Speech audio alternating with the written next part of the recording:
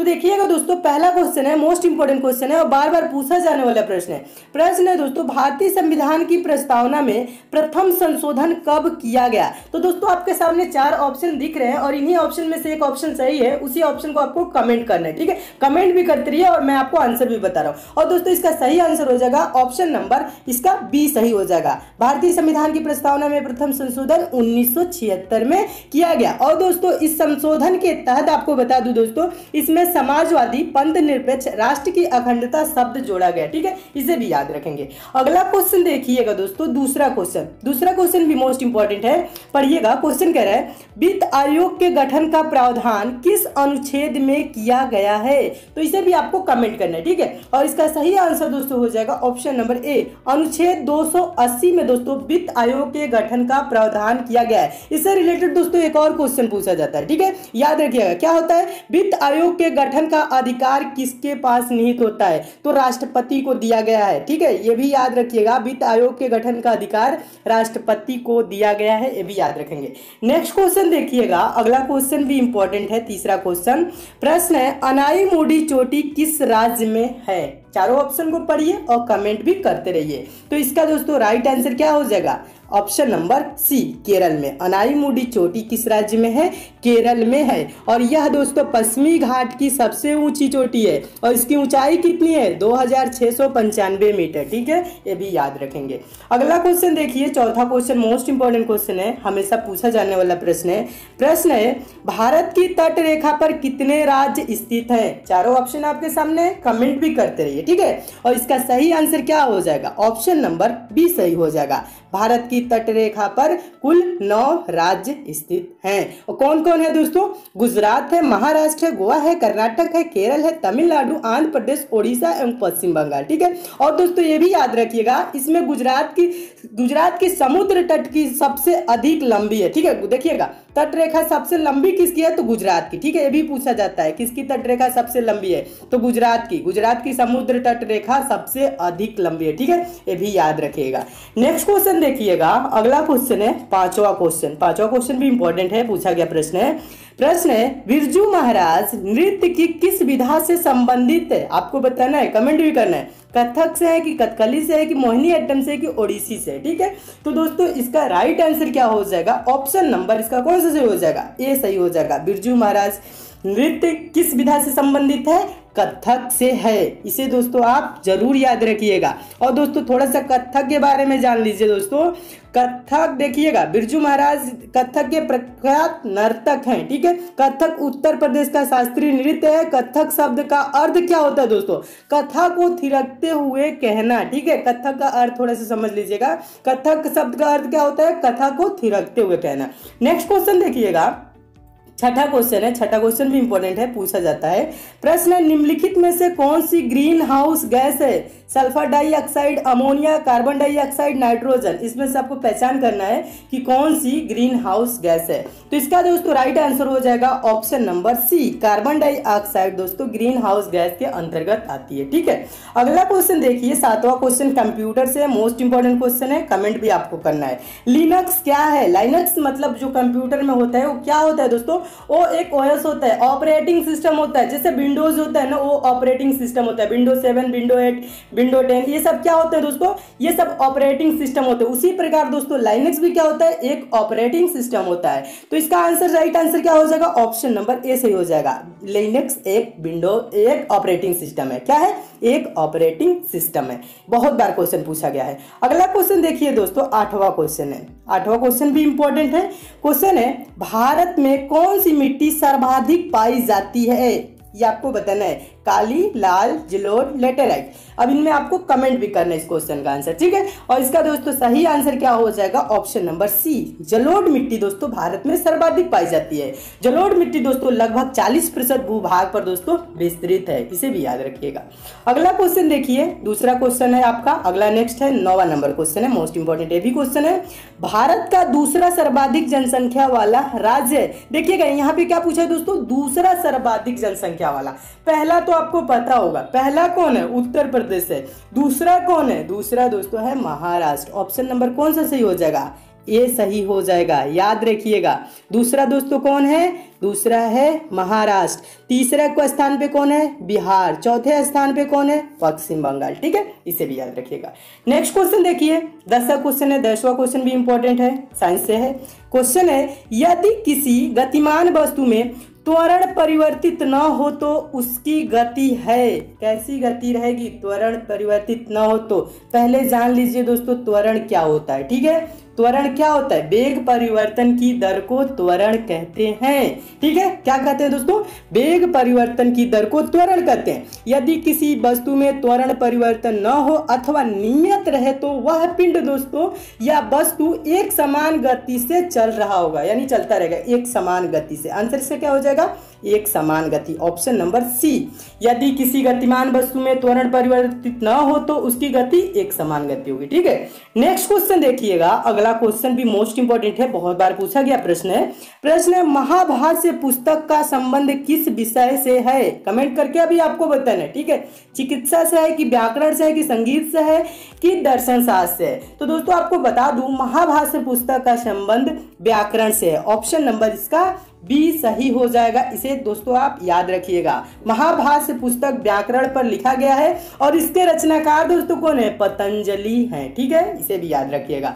Next question देखिए, 12वां प्रश्न। 12वां प्रश्न भी काफी इंपॉर्टेंट है।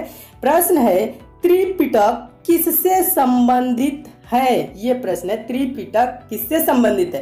पहले जान लीजिए दोस्तों, त्रिपिटक कितने हैं? 3 होते हैं। कौन कौन? सुत्त पिटक, विनय पिटक एवं अधिधम्म पिटक। ठीक है, कौन कौन? सुत्त पिटक, विनय पिटक एवं अभिधम्म पिटक। ठीक है, ये 3 होते हैं और इसका संबंध दोस्तों बौद्ध धर्म से है। तो कौन सा आंसर हो जाएगा? Option number A. त्रिपिटक किससे संबंधित है?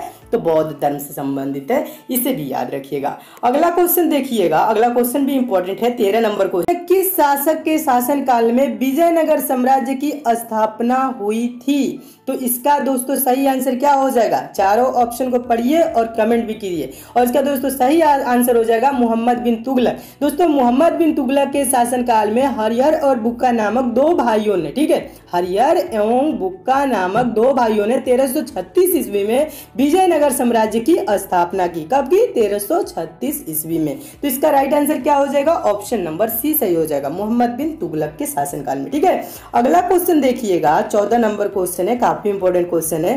क्वेश्चन है, अंग्रेजी शिक्षा से संबंधित है। तो इसका दोस्तों राइट आंसर क्या हो जाएगा? चारों ऑप्शन को पढ़िए और कमेंट करिए। दोस्तों आपको बता दूं, भारतीय शिक्षा पद्धति में भाषा संबंधी विवाद पर लॉर्ड मैकाले को लोक शिक्षा समिति का प्रमुख नियुक्त किया गया था। मैकाले ने भारत में शिक्षा हेतु अंग्रेजी भाषा का समर्थन किया था। तो लॉर्ड मैकाले इसका राइट आंसर हो जाएगा, ऑप्शन नंबर सी सही हो जाएगा। ठीक है, इसे भी याद रखिएगा। नेक्स्ट क्वेश्चन देखिएगा दोस्तों, 15 नंबर क्वेश्चन है। 15 number question most important question है, बहुत बार पूछा गया प्रश्न दोस्तों, याद रखिएगा और कमेंट भी आपको करना है। ठीक है, देखिएगा दोस्तों, आपको दोस्तों ये सब प्रश्न अच्छे लग रहे हैं ना, याद लग रहे हैं, याद हो रहे हैं और समझ में आ रहे हैं दोस्तों, और आप लग रहा है आपको काफी इंपॉर्टेंट प्रश्न है, तो वीडियो को दोस्तों आप लाइक भी किया करिए और ज्यादा से ज्यादा शेयर भी किया करिए। ठीक है, बिना लाइक किए ना जाइएगा। ठीक है, और लास्ट तक देखिए, सारे क्वेश्चन आपके इंपॉर्टेंट कवर होते रहेंगे, देखिएगा। और किसी आपको टॉपिक में, चैप्टर में प्रॉब्लम भी हो रही है दोस्तों, कि मैथ हो या रीजनिंग हो, साइंस, जीके, जीएस, किसी भी चैप्टर में आपको प्रॉब्लम हो रही है,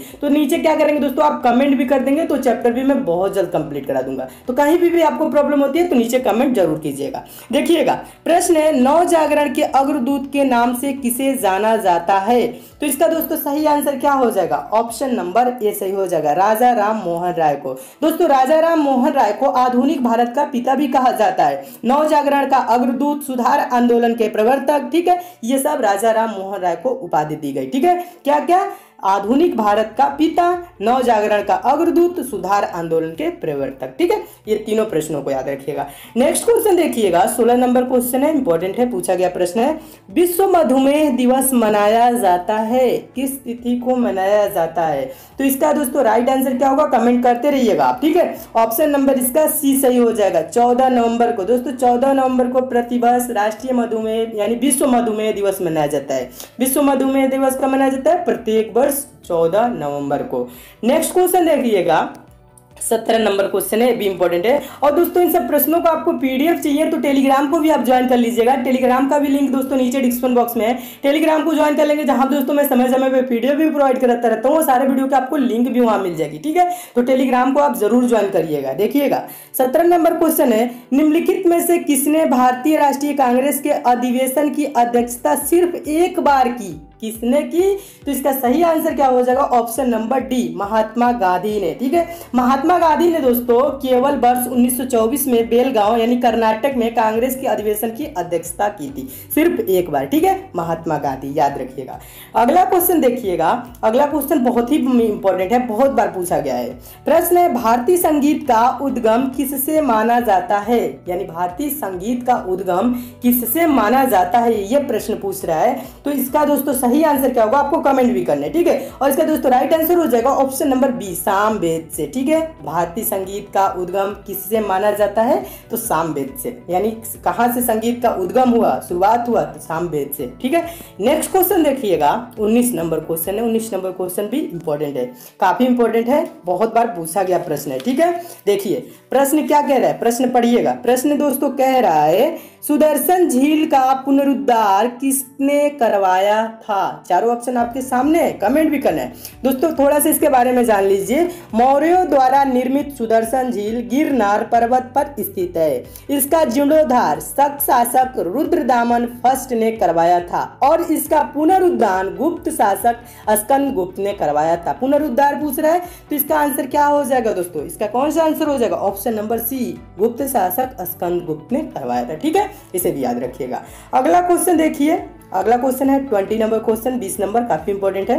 क्वेश्चन है, कौन सी धमनियां तंतुपट या डायाफ्राम में रुधिर पहुंचाती है? कौन सी धमनियां तंतुपट या डायाफ्राम में रुधिर पहुंचाती है? तो इसका दोस्तों सही आंसर क्या होगा आपको कमेंट भी करना है। और इसका सही आंसर हो जाएगा ऑप्शन नंबर बी, कौन सी? फ्रेनिक धमनियां। फ्रेनिक दोस्तों जो धमनियां होती है वो क्या होती है? डायाफ्राम में रुधिर पहुंचाती है, तंतुपट या डायाफ्राम में रुधिर पहुंचाती है, ठीक है। फ्रेनिक धमनियां, याद रखिएगा, बहुत बार पूछा गया है। नेक्स्ट क्वेश्चन देखिएगा, बहुत ही इंपॉर्टेंट क्वेश्चन है, बहुत बार पूछा गया है, इस पे 2 क्वेश्चन बनते हैं। देखिएगा, तराइन की दूसरी लड़ाई में पृथ्वीराज को किसने पराजित किया? तराइन की द्वितीय लड़ाई पूछ रहा है दोस्तों।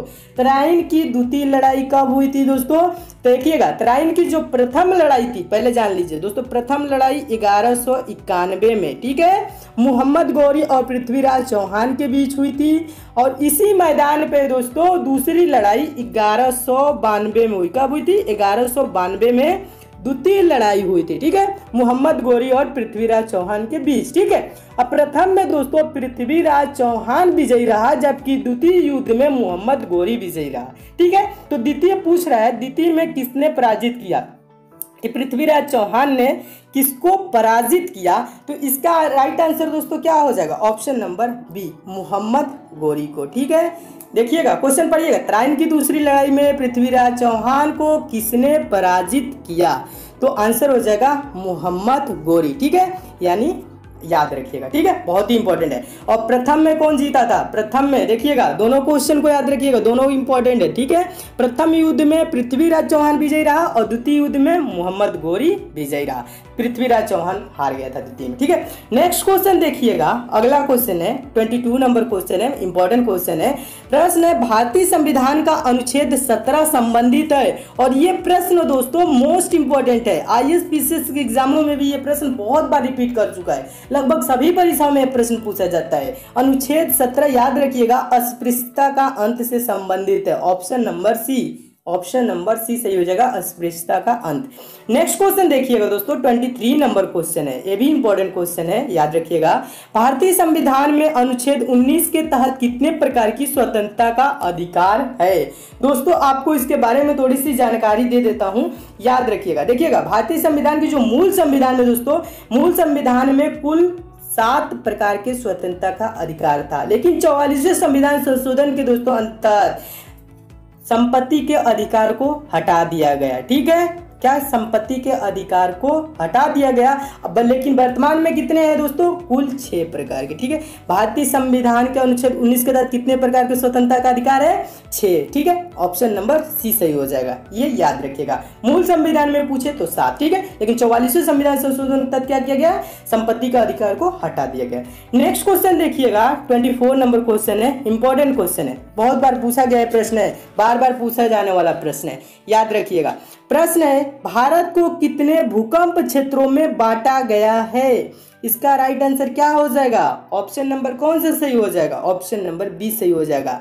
भारत को कुल 4 भूकंप क्षेत्रों में बांटा गया। कौन कौन दोस्तों क्षेत्र, पहला है जोन 2 अल्प तीव्रता क्षेत्र, दूसरा है जोन 3 मध्यम तीव्रता क्षेत्र, तीसरा है दोस्तों जोन 4 गहन तीव्रता क्षेत्र, और चौथा दोस्तों कौन सा है, जोन 5 यानी 5वां अति प्रचंड तीव्रता क्षेत्र। यहाँ पे ना जोन 1 नहीं, जोन 2 से स्टार्ट होता है। ठीक है, जोन 2 से जोन 5 तक। ठीक है, 5th वाला कौन है, अति प्रचंड तीव्रता क्षेत्र। ठीक है, तो कुल कितने क्षेत्रों में बांटा गया है, 4 क्षेत्रों में, याद रखिएगा।